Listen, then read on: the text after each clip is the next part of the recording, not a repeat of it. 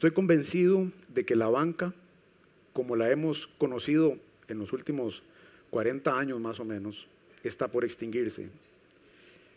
Las innovaciones tecnológicas están cambiando de manera dramática la forma en que se gestionan los clientes y en que se gestionan los riesgos. Y esa es la esencia misma del negocio bancario. Eso entraña retos muy novedosos, insospechados algunos para los supervisores. Pero lo cierto es que la era digital y los desarrollos basados en la inteligencia artificial obligan a las entidades a adaptarse a estas nuevas circunstancias o de lo contrario posiblemente a desaparecer en el mediano plazo. De inteligencia artificial se viene hablando desde la década de los 50.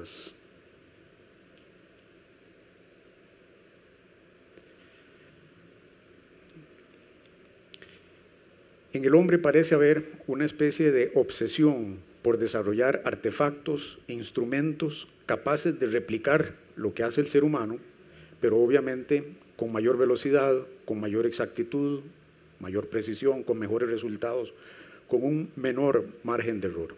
Recordemos que la robótica está considerada una de las ramas de la inteligencia artificial. Por eso, en la industria de la manufactura encontramos muchos ejemplos muy interesantes, ya desde hace mucho tiempo, fábricas totalmente robotizadas que ensamblan y elaboran vehículos, los mismos procesadores que llevan las computadoras en el interior, diagnósticos médicos más recientemente, ya hay robots que hacen suturas en los seres humanos, hasta llegar a las impresoras 3D que mencionaba Javier, capaces de imprimir puentes, edificios enteros, imprimiendo cada uno de sus componentes que luego se van ensamblando. Pero el hombre siempre sueña con más, siempre quiere crear la máquina que llegue a aprender por sí sola, casi a pensar igual que él. Y si pudiera, posiblemente crearía algún robot que tenga sentimientos.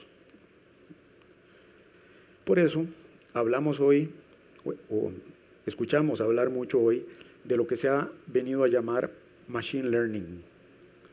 Máquinas capaces de aprender por sí solas. Suena como algo así de los Jetsons en 1962, pero la realidad es que eso es algo que ya está ocurriendo.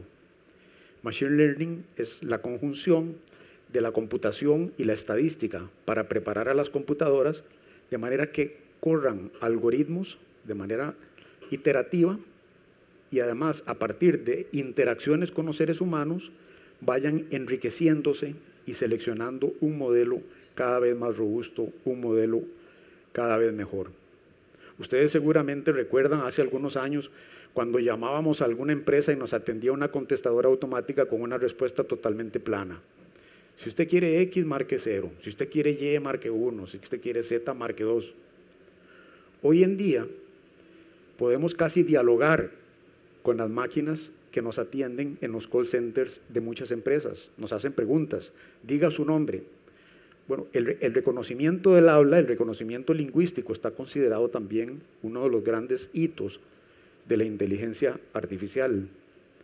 Y se ha llegado al punto en que esos algoritmos son capaces de determinar si el cliente ya se está incomodando, está perdiendo la paciencia, ya no quiere seguir hablando con el robot, en cuyo caso lo que hace la máquina es que transfiere la llamada a un operador humano para que termine la relación con el cliente de manera que la experiencia no sea tan difícil. La banca, entonces, es un campo tremendamente fértil para el desarrollo de aplicaciones basadas en inteligencia artificial, por lo que decía Rebeca, si alguien tiene información, es un banco, o alguien puede llegar a tener información, es un banco. Piensen en el emisor de la tarjeta de crédito o de la tarjeta de débito con la que ustedes cuentan. El emisor de esa tarjeta prácticamente vive en el bolsillo de su pantalón, dentro de su billetera. Es capaz de percibir en dónde ustedes hacen sus compras, cada cuánto van al mall, qué tipo de comida consumen, a dónde les gusta vacacionar. Imagínense la capacidad que tiene ese emisor de las tarjetas de crédito para determinar cuáles son sus gustos, preferencias, tendencias, qué les atrae a ustedes. Y ahora piensen en el impacto que puede tener eso en el mercadeo. Ahora quiero aclarar algo. Esto tiene un impacto enorme en el mercadeo de las entidades, pero también en la gestión de riesgos. Hace unos años, cuando uno compraba por internet algún producto, simplemente aparecía el carrito, se metía el producto en el carrito y uno lo compraba, y no pasaba mucho más que eso. Ahora la situación ha cambiado. Cuando compran ustedes en internet algún producto, de inmediato empiezan a recibir un mensaje: mire, las personas que compraron ese producto también compraron esto y también compraron esto otro. O en lugar de ese producto, ¿por qué no compara estos otros?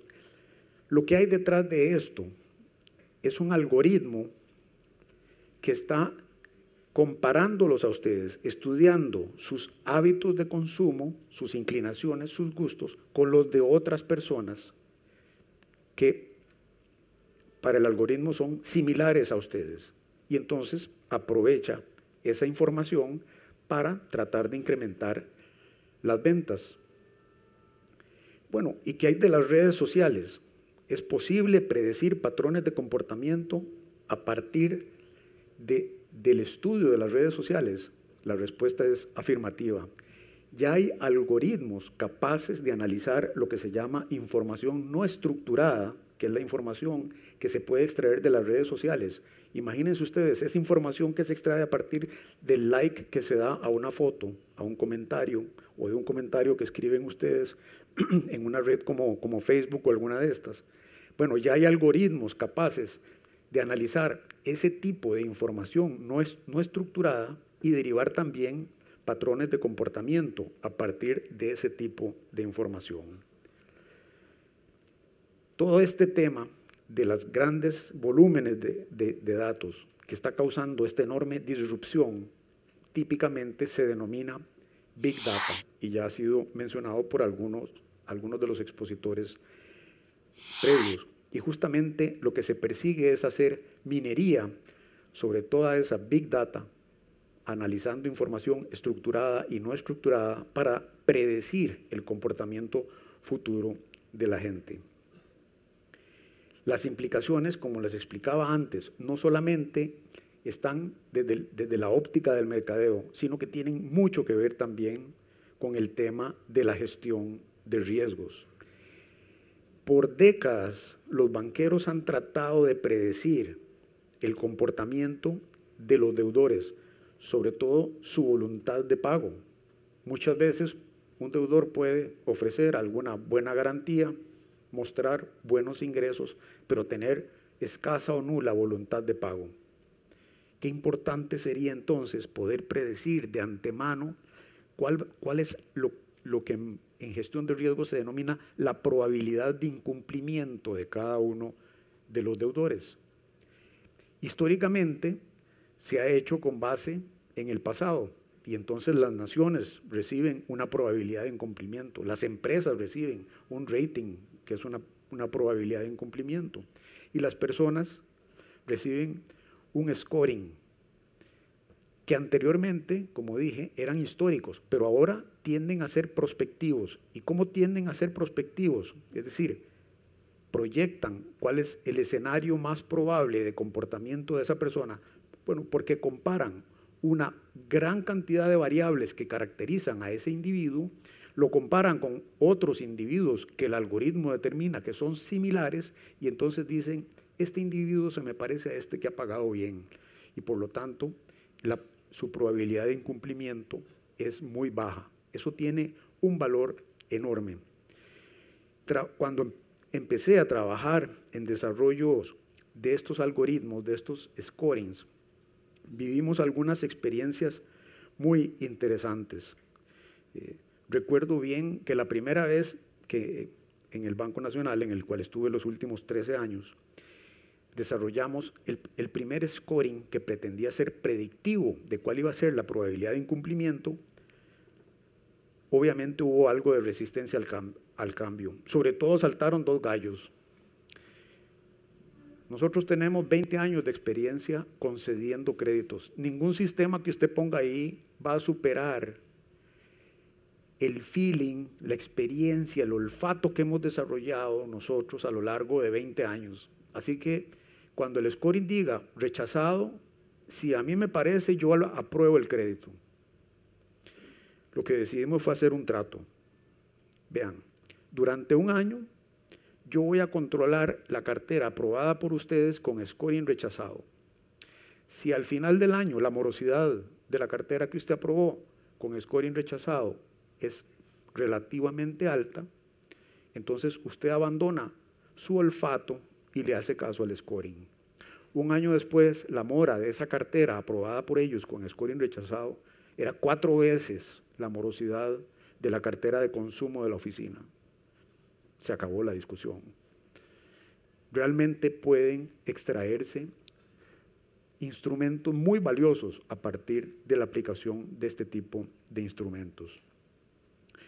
No fueron pocos los retos que tuvimos para empezar a trabajar en este tipo de modelado que tiene mucho de aplicación de inteligencia artificial sobre la Big Data.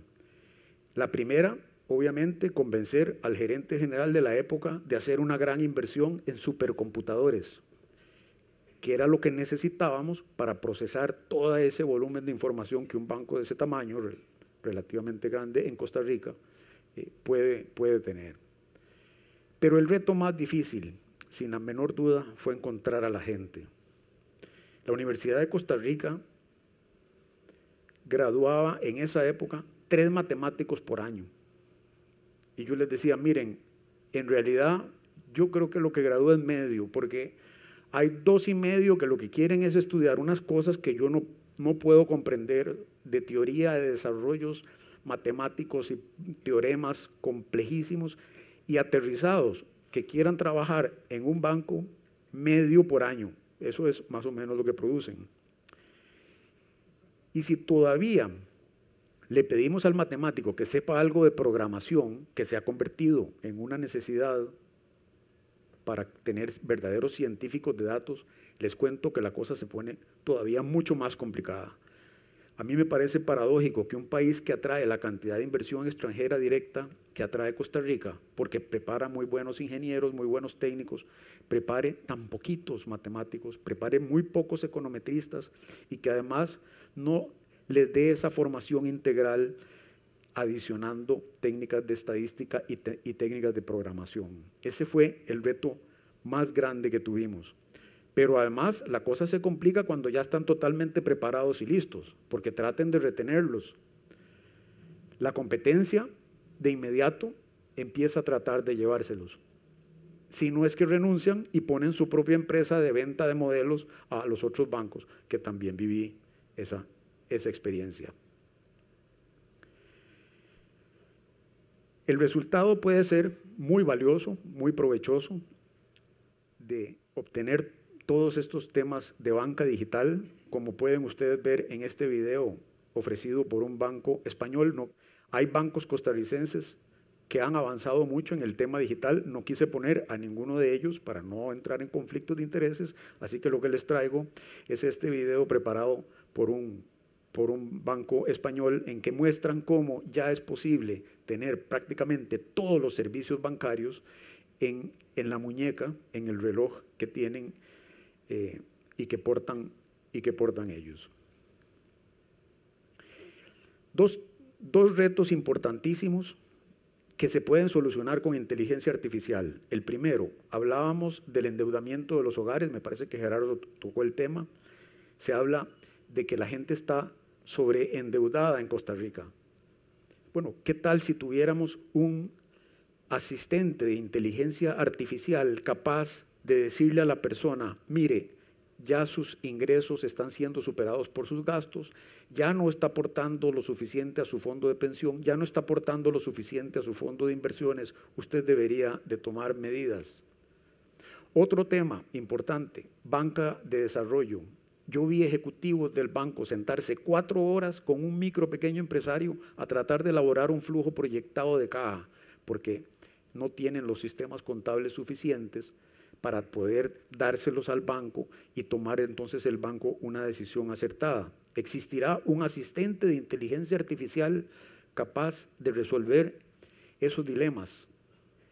La respuesta es sí. Javier mencionaba a Siri de Apple o Bixby, que es la de Samsung. Se llaman Artificial Intelligence Assistants. Bueno, ¿qué tal uno desarrollado por un banco? Les presento a Erika, del Bank of America, que supongo que por eso se llama así. Erika es un asistente de inteligencia artificial que vive dentro del app del Bank of America. Lo que me encantó de Erika es que es un extraordinario ejemplo de Machine Learning, porque interactúa con los usuarios y cuando alguno de ellos la sorprende con una pregunta que no tenía programada, que ella no esperaba, se va al soporte humano, busca una respuesta y cuando el cliente queda totalmente satisfecho, almacena la pregunta y la respuesta por si se la vuelven a hacer en el futuro. En otras palabras, aprende de la interacción, se enriquece a sí misma, se fortalece y queda mejor preparada para seguir atendiendo clientes en el futuro.